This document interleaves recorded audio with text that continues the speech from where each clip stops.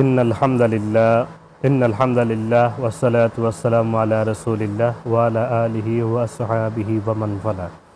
দূরে এবং কাছে, দেশে এবং প্রবাসে যে যেখান থেকে শাহনশাহ হযরত সৈয়দ জিয়াউল হক মেজবান্ডারি ট্রাস্ট তথা এসজেডএইচএম ট্রাস্ট নিবেদিত মাহে রমাদান উপলক্ষে বাংলা টিভির অন্যতম আয়োজন এসজেডএম ট্রাস্ট কল্যাণময় স্যার অনুষ্ঠানটি দেখছেন, আপনাদের সকলকে আন্তরিক প্রীতি ও শুভেচ্ছা জানিয়ে শুরু করছি আজকের অনুষ্ঠান ইনশাআল্লাহ তাআলা।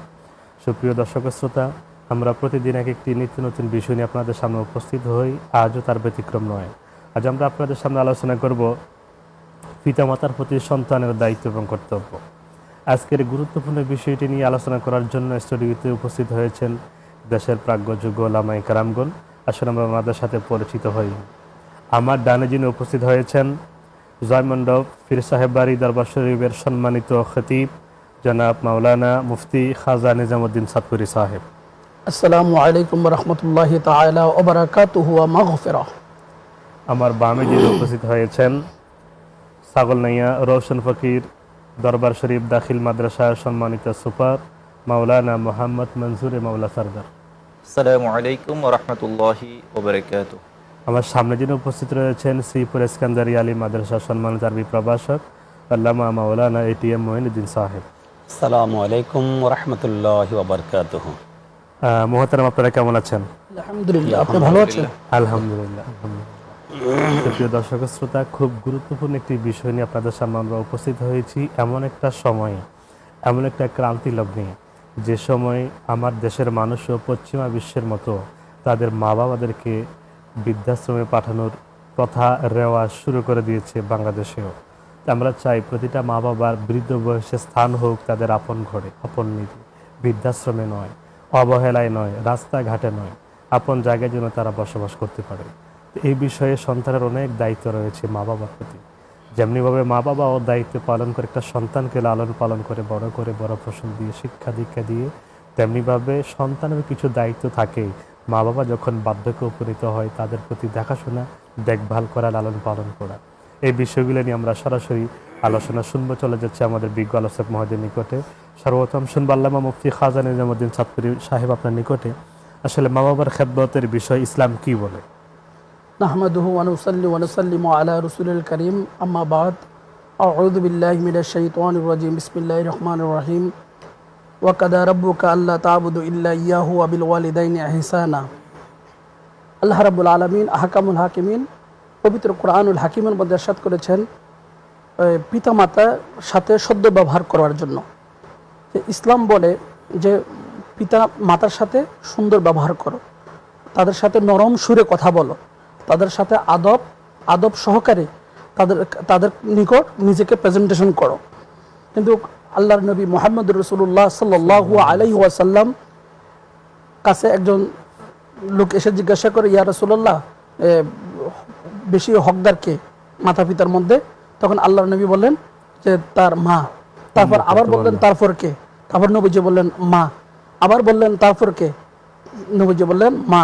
তারপর বললেন কে? তারপর বললেন তার বাবা। তো মায়ের কথা 3 বার উল্লেখ করেছে, বাবার কথা 1 বার উল্লেখ করেছে। মসজিদের প্রথম অক্ষর ম, মায়ের প্রথম অক্ষর ম, মদিনা শরীফের প্রথম অক্ষর ম। মার এত মর্যাদা, এত মর্তবা কোরআনুল হাকিমের মধ্যে। সে শিক্ষিত হোক, সে যত বড় আলেম হোক, মুহাক্কিক হোক, মুফাসসির হোক, হ্যাঁ এসপি হোক, ডিসি হোক, হ্যাঁ আল্লামা হোক, মুফতি হোক, পাইলট হোক, বিজ্ঞানিক হোক, সে যদি তার মায়ের সাথে দুর্ব্যবহার করে, মায়ের সাথে যদি খারাপ আচরণ করে, তাহলে সে কখনো জান্নাতে যেতে পারবে না। এবং মায়ের বদদোয়ার কারণে, মায়ের অভিশাপের কারণে সে সদা সর্বদা দুনিয়ার মধ্যে লাঞ্ছিত এবং আল্লাহর তরফ থেকেও সে আল্লাহর রহমত থেকে বঞ্চিত। হযরত আলকামা রাদিয়াল্লাহু তাআলা আনহু নবীজির একজন সাহাবী, তার জবান থেকে কলমা বের হচ্ছে না। সাহাবা হযরত বেলাল রাদিয়াল্লাহু তাআলা আনহু, হযরত মৌলা আলী শের খুদা কারামাল্লাহু ওয়াজহু এবং হযরত সালমান ফারসি রাদিয়াল্লাহু তাআলা আনহুকে পাঠানো হয়েছে, তোমরা গিয়ে দেখো যে আলকামার কি হয়েছে। তখন সবাই একই উত্তর দিল যে আলকামা এই মৃত্যু অবস্থায় পড়ে আছে, কিন্তু তার জবান থেকে কলমা বের হচ্ছে না। তখন তার মাকে খবর দেওয়ার জন্য পাঠানো হলো। তার মা বৃদ্ধ অবস্থায় আল্লাহর নবীর কাছে গেলেন। তো নবীর কাছে যখন গেলেন, নবীজি বলতেছেন আমি যা যা বলবো আপনি ঠিক তাই বলে দিবেন, কি হয়েছে আলকামার? আলকামা নামাজ রোজা সব কিছু করে, কিন্তু সে তার স্ত্রীকে আমার চাইতে প্রাধান্য বেশি দেয়। আমার চাইতে, আমি মা, হ্যাঁ, আমার চাইতে তার স্ত্রীকে প্রাধান্য দেয়, তার মায়ের কথা শুনিয়া আমার উপরে বিভিন্ন তিরস্কারমূলক কথা আচরণ করে, সেজন্য আমি তার উপর একটু রাগান্বিত। তখন আল্লাহ নবী মুহাম্মদ রাসূলুল্লাহ সাল্লাল্লাহু আলাইহি সাল্লাম কি করেছেন, যে তোমরা একটা লাকড়ির ব্যবস্থা করো, আগুনের ব্যবস্থা করো, হ্যাঁ, আলকামাকে অগ্নির মধ্যে নিক্ষিপ্ত করবো, কেননা মা তো মাফ করতেছে না। তো আল্লাহর নবী এখানে হিকমত অ্যাপ্লাই করেছেন, হিকমত করেছেন যে তার মা। মোহতারাম, এক্সকিউজ মি, আমি আবার আসবো আপনার থেকে, কথাটা আপনি শুনবেন ইনশাআল্লাহ। বিজ্ঞ আলোচক মাওলানা মনজুরে মাওলা সরদার, আপনার নিকট আমরা জানতে চাইব, পবিত্র কোরআনে পাকের আলোকে আল্লাহ রাব্বুল আলামিন মা বাবার কি খেদমত, মা বাবার সেবার কথা কি বলেছেন, এই বিষয়ে আপনি একটু বলতেন। আলহামদুলিল্লাহ রাব্বিল আলামিন ওয়াসসালাতু ওয়াসসালামু আলা আশরাফিল আমবিয়া ওয়াল মুরসালিন ওয়া আলা আলিহি ওয়া আসহাবিহি আজমাইন। আল্লাহ সুবহানাহু ওয়া তাআলা পবিত্র কোরআনুল কারীমের মধ্যে ইরশাদ করেন, ওয়া'বুদুল্লাহা ওয়া লা তুশরিকু বিহি শাইআন ওয়া বিল ওয়ালিদাইনি ইহসানা। আল্লাহ রাব্বুল আলামিন আমাদেরকে সৃষ্টি করেছেন তার ইবাদত বন্দেগী করার জন্য। আল্লাহ সুবহানাহু ওয়া তাআলা বলছেন, ওমা খালাকতুল জিন্না ওয়াল ইনসা ইল্লা লিয়াবুদুন। মানুষ এবং জিন জাতিকে সৃষ্টি করা হয়েছে আল্লাহ সুবহানাহু ওয়া তাআলার ইবাদত বন্দেগী করার জন্য। তো সেই হিসেবে আল্লাহ সুবহানাহু ওয়া তাআলা আমাদেরকে নির্দেশ দিচ্ছেন, প্রথমে ইবাদত করতে হবে তার। ওয়া'বুদুল্লাহ, তোমরা আল্লাহ সুবহানাহু ওয়া তাআলার ইবাদত করো। ওয়া লা তুশরিকু বিহি শাইআ, আল্লাহ সুবহানাহু ওয়া তাআলার সমান সমকক্ষ এই পৃথিবীর মধ্যে আর কেউ নেই। ইবাদত বন্দেগী করার ক্ষেত্রে, কথাবার্তা বলার ক্ষেত্রে কোনো আচরণেই যাতে আল্লাহ সুবহানাহু ওয়া তাআলার সমকক্ষ কেউ আছে এমনটা ফুটে না ওঠে। অর্থাৎ এক কথায় আল্লাহ সুবহানাহু ওয়া তাআলার সাথে অংশীদার স্থাপন করা যাবে না। ইবাদত করতে হবে, শিরিক থেকে বেঁচে থাকতে হবে। এরপরে 3 নম্বরে আমাদেরকে নির্দেশ দিচ্ছেন ওয়াবিল ওয়ালিদাইনি ইহসানা, মাতা পিতা এদের সাথে ইহসান করতে হবে, এদের সাথে ইনসাফ করলে হবে না। ইনসাফ আর ইহসানের মধ্যে পার্থক্যটা কি? ইনসাফ হচ্ছে আমার জন্য আমার মা বাবা যতটুকুন করেছে, আমি যখন রুজি রোজগার করি বা ইনকাম করি, আমি বড় হলাম, ঠিক ততটুকুন ফিডব্যাক তাদেরকে দিলাম। আমার জন্য যে পরিমাণ খরচ করছে, যে পরিমাণ কষ্ট করছে, আমি ততটুকুন করে এরপর যোগ বিয়োগ করে দেখলাম যে আমার কাছে আর পাওনা নেই, আমি শেষ করে দিলাম। কিন্তু আল্লাহ সুবহানাহু ওয়া তাআলার নির্দেশনা হচ্ছে মা বাবার ক্ষেত্রে এই যোগ বিয়োগ হিসাব করাটা আসবে না, মূলত এর দৃষ্টিতে ইনসাফ, এটা মনে হচ্ছে ইনসাফের কথা হলে এটা আসবে আর কি। কিন্তু আল্লাহ সুবহানাহু ওয়া তাআলা বলছেন না, সেই হিসাব মা বাবার ক্ষেত্রে করা যাবে না। ওয়াবিল ওয়ালিদাইনি ইহসানা, তাদের সাথে ইহসান করতে হবে। যদিও বাবা জন্ম দেওয়ার পর থেকে একটা টাকাও খরচ করে না বা একদিনের জন্য দেখে নাই, কিন্তু যখনই প্রাপ্তবয়স্ক হবে তখন বাবার উপর ওই সন্তানের একটা দায়িত্ব চলে আসে। যদিও মা জন্মদানের পরে আর কোনোদিন দেখে নাই, লালন পালন করে না, অন্য কেউ লালন পালন করছে, এরপরও মা তার সাথে হিসাব করা যাবে না যে আমাকে তো লালন পালন করে না, জন্মের পর থেকে আমাকে আলাদা করে দিছে, অন্যরা লালন পালন করছে বা অন্যরা দেখাশোনা করছে। এই হিসাবগুলো মা বাবার ক্ষেত্রে করার সুযোগ নেই, ওনাদের সাথে ইহসান করতে হবে। এটাই আল্লাহ সুবহানাহু ওয়া তাআলার নির্দেশনা। তো এটা কেন? আল্লাহ সুবহানাহু ওয়া তাআলা অন্যত্র বলছেন, ওয়াসাইনাল ইনসানা বিওয়ালিদাইহি, আল্লাহ সুবহানাহু ওয়া তাআলা আবশ্যক করে দিচ্ছেন মা বাবার সাথে ইহসান করা, ওনাদের সাথে সদাচরণ করা। কেন? হামালাত উম্মুহু ওয়াহনান আলা ওয়াহনিন, তার মা, ওই সন্তানটার মা কত কষ্টের পর কষ্ট করে তাকে গর্ভধারণ করেছে।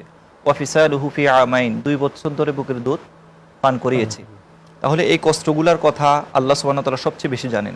তিনি যেহেতু মানব জাতিকে সৃষ্টি করেছেন, তার বান্দাদেরকে, তার বান্দাদের কোন ক্ষেত্রে কতটুকুন কষ্ট হয়, কার কতটুকুন অবদান, সেটা আল্লাহ সুবহানাহু ওয়া তাআলা ভালো জানেন। এই জন্যেই আল্লাহ সুবহানাহু ওয়া তাআলা মা বাবার ক্ষেত্রে এই নির্দেশনা দিয়েছেন। আরেকটা নির্দেশনা আমরা পাই, হুজুর যেটা বলছিলেন। হ্যাঁ, আপনাকে অনেক ধন্যবাদ, আমরা আবার যত্ন নিকট ইনশাআল্লাহ। মুহতারাম, আপনি যদি আমাদেরকে বলতেন মা বাবার খেদমত সম্পর্কে আসলে ইসলাম কি বলে? আহমদুন সাল্লাল্লাহু আলাইহি রাসূলিল কারীম, সম্মানিত বিজ্ঞ উপস্থাপক আমাকে সুন্দর কথাই বলেছেন যে মা বাবার খেদমত সম্পর্কে ইসলাম কি বলেন। মুহতারাম, এতক্ষণ পর্যন্ত আমরা শুনতেছিলাম যে বিজ্ঞ 2জন আলোচক সুন্দর আলোচনা করছিলেন কোরআন শরীফ থেকে। এই আলোচনা কোরআন শরীফের আলোকে আমরা হাদিসের দিকে যদি একটু তাকাই, আমরা হাদিসে নববীর মধ্যে দেখতে পাই সাহাবায়ে কেরাম রাসূল করিম সাল্লাল্লাহু আলাইহি ওয়াসাল্লামকে জিজ্ঞাসা করলেন, ইয়া রাসূলুল্লাহ, মা বাবা আমার জন্য কি? তখন রাসূল সাল্লাল্লাহু আলাইহি ওয়াসাল্লাম বললেন, হুমা জান্নাতুকা হুমা নারুকা, তোমার মা বাবা তোমার জন্য জান্নাত, তোমার মা বাবা তোমার জন্য জাহান্নাম। তার মানে কথাটা এটা বুঝাতে চাইলেন, যে ব্যক্তি তার মা বাবাকে পেল আর মা বাবার খেদমত করলো না, মা বাবার দেখাশোনা করলো না, মা বাবাকে কথা মেনে চললো না, তাইলে ওই ব্যক্তির জন্য জাহান্নাম। আর যে ব্যক্তি মা বাবাকে পাইলো, মা বাবার খেদমত করলো, দেখাশোনা করলো, মা বাবাকে আদর যত্ন স্নেহ মায়া মমতা চিকিৎসা সবগুলা দেখভাল করলো, দেখাশোনা করলো, মা বাবার পাশে থাকলো, তাহলে ওই ব্যক্তির জন্য জান্নাত। তাহলে এই হাদিস থেকে আমরা এই জিনিসটা বুঝতে পারি। যেমনিভাবে কোরআনুল কারিমে আল্লাহ রাব্বুল আলামিন বলেছেন ফালা তাকুল্লাহুমা উফফিন ওয়ালা তানহারহুমা। এটা কোরআন শরীফ আল্লাহ রাব্বুল আলামিন নিজেই বলেছেন যে ফালা তাকুল্লাহুমা উফফিন, তোমরা এমন কোনো শব্দ আচরণ করো না, এমন কোনো কথা ব্যবহার করো না তোমার মা বাবার ব্যাপারে যেন মা বাবার অন্তরে ব্যথা পায়, মা বাবার অন্তরে যেন উফ শব্দ ব্যবহার হয় বা ব্যথিত হয়, এমন কোনো শব্দ তোমরা বলিও না। এবং তাদেরকে ধমক দিয়ে কথা বলার জন্য নিষেধ করা হয়েছে যে কখনো মা বাবা যদি কোনো কথা বলে এই কথা বলা যাবে না যে তুমি বুঝবা না, যে তুমি এটা জানো না, যে এইভাবে বলে মা বাবাকে তুচ্ছ তাচ্ছিল্য করা, মা বাবাকে একটু দূরে হেয় মনে করে ছেলে অনেক পণ্ডিত বা অনেক কিছু জ্ঞানী, অনেক কিছু বুঝে, এমন ভাব মা বাবার সামনে তুলে ধরা কোরআন শরীফের আলোকে ইনশাআল্লাহ আমরা শুনবো আপনার থেকে আরো ইনশাআল্লাহ। সুপ্রিয় দর্শক শ্রোতা, আমরা শুনছিলাম মা বাবার প্রতি সন্তানের দায়িত্ব এবং কর্তব্য। যাবো একটু ছোট বিরতিতে, থাকুন আমাদের সাথে।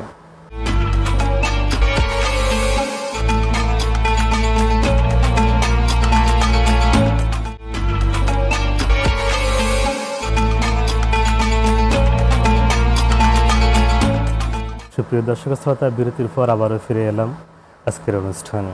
আমরা আলোচনা শুনছিলাম মা বাবার প্রতি সন্তানের দায়িত্ব এবং কর্তব্য নিয়ে, আলোচনা করছিলেন বিজ্ঞ ওলামায়ে কেরাম। আমরা শুনবো এখন বাকি আলোচনা ইনশাআল্লাহ তাআলা। মোহতারাম, আপনি আলোচনা করছিলেন একটু আগে, বিশেষ করে আলকামা রাদিয়াল্লাহু তাআলা আনহুর ঘটনাটা বলছিলেন, ওটা যে একটু কন্টিনিউ করতেন। যে আলকামা রাদিয়াল্লাহু তাআলা আনহু যে অগ্নিকুণ্ড তৈরি করার জন্য আল্লাহ নবী নির্দেশ দিয়েছেন। কেন দিয়েছেন? যাতে আলকামার মা তাকে ক্ষমা করে দেয়। তো আল্লাহ নবী মুহাম্মদ রাসূলুল্লাহ সাল্লাল্লাহু আলাইহি ওয়াসাল্লাম তখন এই হিকমতটা ব্যবহার করেছেন যে তখন আলকামার মা যখন ক্ষমা করে দিলেন, তখন আলকামার মুখ দিয়ে জবান দিয়া লা ইলাহা ইল্লাল্লাহু মুহাম্মাদুর রাসূলুল্লাহ বের হয়েছে মার ক্ষমার কারণে। তো সবচেয়ে ভরাক্রান্তরীতে বলছি, বর্তমান জামানায় বিশেষভাগ অনেক মানুষ দেখা যায় তার মা বাবাকে বৃদ্ধাশ্রমে, তার ভাই বৃদ্ধ যখন উপনীত হয় তিনাদেরকে ধাক্কা মেরে বৃদ্ধাশ্রমে দিয়ে আসে।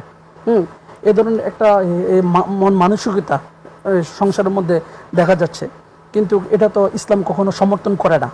হ্যাঁ, মা বাবার সাথে ওনাদের খেদমতে আঞ্জাম দিতে হবে, ওনাদের সেবা শুশ্রূষা করতে হবে প্রতিনিয়ত। একটা দারোয়ান যেভাবে তার মালিকের জিনিস রক্ষণাবেক্ষণ করে, ঠিক একজন সন্তান, একজন সন্ততি মা তারা উচিত তার মাতা পিতাকে কি করা, রক্ষণাবেক্ষণ করা এবং বৃদ্ধাশ্রমে না পাঠানো, চেষ্টা করতে হবে পিতা মাতার খেদমত করা। আপনি যদি আমাদেরকে বলতেন, আসলে মূলত কেউ যদি মা বাবার খেদমত না করে, আল্লাহ বিধান করেছেন খেদমত করার জন্য, আমরা হয়তো খেদমত করলাম না, এই পর্যায়ে আমাদের কি করণীয় হতে পারে? ইসলামের বিধান কি বিষয়ে? মা বাবার খেদমতের ব্যাপারে তো শরীয়তের বিধান হচ্ছে ওয়াজিব, এটা অবশ্যই পালন করতে হবে। কেউ যদি এক্ষেত্রে গাফিলতি করে কিংবা অনীহা প্রকাশ করে, এটা তো কবিরা গুনাহের অন্তর্ভুক্ত হবে।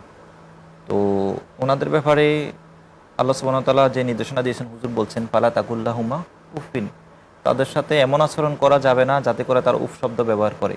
আবার তারা যেহেতু বৃদ্ধ হয়ে যাচ্ছে, ছোট বাচ্চার মতো আচরণ করবে, একটা জিনিস সম্পর্কে বারবার জিজ্ঞেস করবে, অথবা আচরণটা একটু অন্যরকম হবে। তো এক্ষেত্রে আমরা সন্তান যারা আছি, আমরা উফ শব্দ ব্যবহার করতে পারবো না, তাদের প্রতি বিরক্ত হয়ে সহনশীল হতে হবে। ছোটকালে তো আমরা এরকম আচরণ করতাম তাদের সাথে। হ্যাঁ, আমরা একটা জিনিস বারবার জিজ্ঞেস করতাম যে বাবা এটা কি, বা আম্মু এটা কি, তো তিনারা কিন্তু তখন বিরক্তিবোধ করতেন না।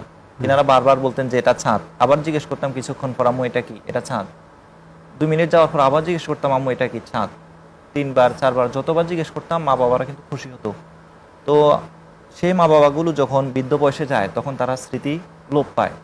একটা কথা বারবার জিজ্ঞেস করে, এই কে আসছে, অমুক আসছে।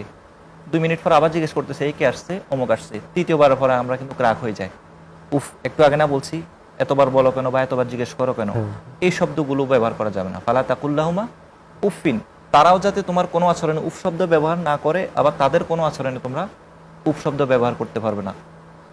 এই আল্লাহ এবং তার রাসূলের বিরুদ্ধে আচরণ যদি বাবা ভাই রক্তের সম্পর্কের এরা করে, এদের সাথে সম্পর্ক রাখা যাবে না। কিন্তু মায়ের ক্ষেত্রে বিধান হচ্ছে, মা যদি ইসলামের বাইরেও হয় তার সাথে সদাচরণ করতে হবে। যেমন আমরা একটা হাদিস পাই, এই আসমা বিনতে আবু বকর সিদ্দিক রাদিয়াল্লাহু তাআলা আনহা, তিনি একদিন এসে রাসূল করিম সাল্লাল্লাহু আলাইহি সাল্লামকে বললেন, ইয়া রাসূলুল্লাহ, আমার মা মুশরিকা, সে এখনো শিরকের মধ্যে আছে, ইসলামে প্রবেশ করেনি, সে আমার কাছে এসেছে, আমি কি তার সাথে সদাচরণ করব? প্রিয় নবী সাল্লাল্লাহু আলাইহি সাল্লাম বললেন, হ্যাঁ, তুমি অবশ্যই তার সাথে সদাচরণ করবে। আর মা যদি মুসলমান হয়, সেক্ষেত্রে প্রত্যেকটা সন্তানের জান্নাতটা হচ্ছে মায়ের পদতলে। আনাস ইবনে মালিক রাদিয়াল্লাহু তাআলা আনি নবী সাল্লাল্লাহু আলাইহি ওয়াসাল্লাম আল জান্নাতু তাহতা আকদামিল উম্মাহাত, মায়ের পদতলেই হচ্ছে সন্তানের বেহেশত। তো ওই আমাদের যদি বেহেশত ঠিক রাখতে হয়, মাকে সন্তুষ্ট রাখতে হবে। মায়ের বিপরীতে যাওয়ার, মায়ের সিদ্ধান্তের খেলাফ কিছু করার সুযোগ আমাদের নেই। আর ইসলামিক দৃষ্টিভঙ্গি থেকে তো বলা হচ্ছে একদিনের জন্য যদি কোনো খেদমত না করে, শুধু জন্মদান করেছে এরপরে পৃথক হয়ে গেছে, পরবর্তীতে কখনো এসে 20-30 বছর পরে আসি দেখা হলো, তখনও কিন্তু মা বাবার সাথে এহসান করতে হবে, ওনাদের দেখাশোনা করার সব কিছু। তো আমাদের মহিলাদের কারণে এই সমস্যাগুলো হয়। তিনারা এই সন্তানদেরকে সুশিক্ষা শিক্ষিত করার নাম দিয়ে মা বাবা থেকে একটু আলাদা করার চিন্তা ভাবনা করে, যে ওদেরকে পড়ালেখা করাতে হবে, শহরে যেতে হবে। তো অনেকগুলো অজুহাত তৈরি করে কিভাবে মা বাবা থেকে আলাদা করানো যায়। তো এটা শয়তানের একটা কৌশল। শয়তান কিন্তু এক্ষেত্রে নারীদেরকে কাবু করতে পারে বেশি। এই হিসাবে আমাদের স্ত্রীদের মাধ্যমে কিন্তু আমাদের মা বাবাদেরকে আলাদা করার এই কৌশলটা শয়তান প্রয়োগ করে থাকে। আবার মা বাবার সাথে সন্তানের দূরত্ব হওয়ার আরেকটি কারণ হচ্ছে, বর্তমান এই ডিজিটাল যুগে অনেক চ্যানেলের মধ্যে আপনার বিভিন্ন মা বাবার সাথে কিভাবে তাল্লুকটা নষ্ট করা যায়, হ্যাঁ, এভাবে বিভিন্ন চ্যানেলের মাধ্যমে মা বাবার থেকে সন্তান থেকে আলাদা করার একটা ফয়তারা করছে। ওগুলো দেখে আমরা অভ্যস্ত হয়ে যায়। আমরা পশ্চিমা বিশ্বকে ওই সংস্কৃতি অনুসরণ করার কারণে জিনিসটা আমাদের ভিতরে একটু বেশি ঢুকছে। ধন্যবাদ আপনাকে। মহতারাম, আপনি যদি আমাদেরকে বলতেন আসলে মূলত এখন আমাদের কি করণীয়, মা বাবার খেদমত এই বিষয়গুলো নিয়ে আমাদের কি করণীয়? হ্যাঁ, ধন্যবাদ সম্মানিত উপস্থাপক। আমরা বলতে গেলে আমরা মুসলমান, কিন্তু আমরা মুসলমানের ইসলামের সংস্কৃতি বাদ দিয়ে আমরা বর্তমান ওয়েস্টার্ন সিভিলাইজেশনের দিকে আমরা ধাবিত, আমরা পশ্চিমা বিশ্বের দিকে আমরা ধাবিত হয়ে গেছি। যার কারণে পশ্চিমা বিশ্বে যে কাজগুলো করে আমরা ওই দিকে আমরা ধাবিত। যেমন পশ্চিমা বিশ্বে 18 বছর হওয়ার পরে একটা ছেলে একটা মেয়েকে মা বাবার সাথে আর তাদের সম্পর্ক থাকে না। না থাকার কারণে তখন ছেলে মেয়ে কোথায় যায়, মা বাবা কোথায় যায়, তারা কোনো খোঁজখবর রাখে না। স্বাভাবিক কারণেই দেখা যায় মা বাবা যখন বৃদ্ধ হয়ে যায়, ছেলে মেয়ে কোথায় আছে তাদের আর কোনো সম্পর্ক নাই। এখন তাদের উপায় কি? এই কারণে তাদেরকে বৃদ্ধাশ্রমে পাঠায়। ইসলাম কিন্তু এই জিনিসটাকে সাপোর্ট করে না। ইসলাম ছেলে মেয়েকে মা বাবার সাথে পরিবারের ভিতরে একীভূত থেকে একসাথে পরিবার গঠন করার জন্য নির্দেশ দেয়া আছে। তারা পরিবার, ছেলে যতই বড় হোক মা বাবার কাছে সে ছোট। ছেলে যদি দেশের প্রেসিডেন্ট হয়, প্রধানমন্ত্রী হয়, তারপরও মা বাবার কাছে ছেলে, সে মানুষের কাছে প্রধানমন্ত্রী, অন্য দেশের জনগণের কাছে প্রধানমন্ত্রী বা প্রেসিডেন্ট, কিন্তু মা বাবার কাছে কিছুই না। যার কারণে মা বাবা তাকে সবসময় কাছে রাখে এবং আদর স্নেহ করে যেরকম বড় করে উঠাইছেন, লালন পালন করে বড় করেছেন, ঠিক তেমনিভাবে সন্তান যখন বড় হয়, মা বাবা যখন বৃদ্ধ হয়ে যায়, তখন সন্তানের উচিত হলো মা বাবাকে বৃদ্ধাশ্রম না পাঠিয়ে মা বাবার খেদমত করা। এই ব্যাপারে ছোট্ট একটা গল্প আছে যে একবার হযরত বায়েজিদ বোস্তামি রহমতুল্লাহ আলাইহির মা গভীর রাত্রে ডাক দিয়ে বলছিলেন, আমাকে পানি দাও। এই কথাটা বলার পরে বায়েজিদ বোস্তামি রহমতুল্লাহ আলাইহি তিনি আওয়াজটা শুনলেন। শোনার পর উনি ঘরের ভিতরে দেখলেন কোথাও ঘরে পানি নেই। তখন আমাদের দেশের মতো এরকম প্রত্যন্ত অঞ্চলে ঘরে ঘরে টিউবওয়েল বা পানির সুব্যবস্থা ছিল না, পানি আনতে হতো অনেক দূর দূরান্ত থেকে। বায়েজিদ বোস্তামি রহমতুল্লাহ আলাইহি তিনি গভীর রাত্রে পানি আনার জন্য তিনি বাড়ি থেকে বেরিয়ে অনেক দূরে চলে গেলেন। দূর থেকে পানিটা নিয়ে আসলেন। নিয়ে আসার পরে দেখলেন তার আম্মা ঘুমিয়ে আছে। তার আম্মার ঘুমের কষ্ট হবে, তিনি ঘুম থেকে ওনাকে জাগ্রত না করে ওই পানির গ্লাস নিয়ে তার মায়ের শিওরে দাঁড়িয়ে রইলেন। হঠাৎ করে যখন সকালবেলা ফজরের নামাজের আজান হলো, বায়েজিদ বোস্তামি রহমতুল্লাহ আলাইহির আম্মা জানের ঘুম ভাঙলো, দেখে তার ছেলে পানির গ্লাস নিয়ে দাঁড়িয়ে রইল। তখন বায়েজিদ বোস্তামি রহমতুল্লাহ আলাইহির আম্মা জান বললেন, বাবা বায়েজিদ, তুমি এখানে পানি নিয়ে কেন দাঁড়িয়ে আছো? বায়েজিদ বোস্তামি রহমতুল্লাহ বললেন, আম্মা জান, আপনি তো গভীর রাত্রে আমাকে পানির জন্য বলেছিলেন, ঘরে আমি পানি পাই নাই, না পাওয়ার কারণে আমি সে অনেক দূর গিয়ে পানিটা নিয়ে আসছি, আনতে আনতে আপনি ঘুমিয়ে পড়েছেন, তাই আপনাকে ডিস্টার্ব করি নাই, আপনার ঘুমের কষ্ট হবে, আমি পানির গ্লাস নিয়ে দাঁড়িয়ে আছি, আপনি যখনই চাইবেন চাওয়া মাত্রই যেন আমি পানিটা আপনাকে দিতে পারি। সুবহানাল্লাহ বিহামদি। এমন খেদমত করেছেন বায়েজিদ বোস্তামি রহমতুল্লাহ আলাইহি। এই কথা বায়েজিদ বোস্তামি রহমতুল্লাহ আলাইহির জবানে যখন তার মা শুনলেন, শোনা মাত্রই বায়েজিদ বোস্তামি রহমতুল্লাহ আলাইহির মা পানির গ্লাসটা গ্রহণ করলেন আর আল্লাহর দরবারে দুই হাত তুলে ফরিয়াদ করলেন, বার এলাহি, আমার বায়েজিদ যেরকম আমার খেদমত করেছে তুমি আমার বাইজিদকে সুলতানুল আরিফিন হিসেবে তুমি কবুল করো, সুবহানাল্লাহ বিহামদিহি। সেই কাল থেকে সেই মায়ের দোয়ায় হযরত বাইজিদ বোস্তামি রহমতুল্লাহ আলাইহি মহান আল্লাহ রাব্বুল আলামিনের বড় একজন আল্লাহর ওলি হয়েছেন। এই কথাটাকে আমি বর্তমান ডিজিটাল যুগে এই কথাটাকে আমি রূপ দিতে পারি এইভাবে যে আপনার কাছে যদি বর্তমান বিশ্বে আধুনিক যুগের যে আইফোন যদি 2 লক্ষ টাকা 5 লক্ষ টাকার একটা আইফোনও যদি থাকে, ওই আইফোনের ভিতরে যদি আপনি একটা মোবাইলের যে কোনো একটা কোম্পানির সিম ঢুকান, যদি নেটওয়ার্ক যদি পাওয়া না যায়, তাহলে আপনার ওই আইফোন 2 লক্ষ টাকা হোক আর 5 লক্ষ টাকা হোক, ওই আইফোনের দাম 1 পয়সাও না। কারণ ওই আইফোন দিয়ে তো আপনি কথা বলতে পারবেন না, নেটওয়ার্ক আসে নাই। আর আপনার মোবাইলটা যতই কম দামার হোক, নেটওয়ার্ক আসলে ওইটা কথা বলতে পারবেন। ঠিক তেমনিভাবে আপনি যত ইবাদত বন্দেগী করেন, তাহাজ্জুদ পড়েন, কোরআন তেলাওয়াত করেন, যদি পুরা রাত দাঁড়িয়ে দাঁড়িয়ে ইবাদত বন্দেগী করেন, পুরা দিন আপনি যদি এই রোজা পালন করেন, নফল রোজা পালন করেন, আপনার এই সওয়াবগুলা আল্লাহর দরবারে যাবে না। কারণ মা বাবা হলো আপনার সমস্ত সওয়াবগুলো আল্লাহর দরবারে কবুল হওয়ার জন্য একটা নেটওয়ার্ক। আপনি যখন মা বাবার সাথে খেদমত করবেন না, আপনার নেটওয়ার্ক ছিন্ন হয়ে যাবে, আল্লাহর সাথে আপনার সাথে কোনো সম্পর্ক থাকবে না। যেমনিভাবে আপনার মোবাইল যত দামি হোক না কেন, মোবাইলের নেটওয়ার্ক না থাকলে যেরকম মোবাইলের দাম নেই, আপনার এবাদত যতই হোক না কেন, আপনার এবাদত আল্লাহর দরবারে দাম নাই যদি আপনি মা বাবার সাথে সম্পর্ক ভালো অনেক না রাখেন। ধন্যবাদ আপনাকে, আপনাদের সবাইকে অনেক অনেক ধন্যবাদ বাংলা টিভি স্টুডিওর পক্ষ থেকে। সুপ্রিয় দর্শক শ্রোতা, দেখতে দেখতে আমরা একেবারে শেষ পর্যায়ে চলে এসেছি। শাহ হযরত সৈয়দ জিয়াউল হক মাঝভান্ডারী ট্রাস্ট তথা SHM ট্রাস্ট নিবেদিত মাহে রমাদান উপলক্ষে বাংলা টিভির অন্যতম এই আয়োজন SHM ট্রাস্ট কলার মাসের অনুষ্ঠানটি উপভোগ করার জন্য আপনাদের সকলকে ধন্যবাদ জানিয়ে আজকের মতো এখানে শেষ করছি। আল্লাহ হাফেজ।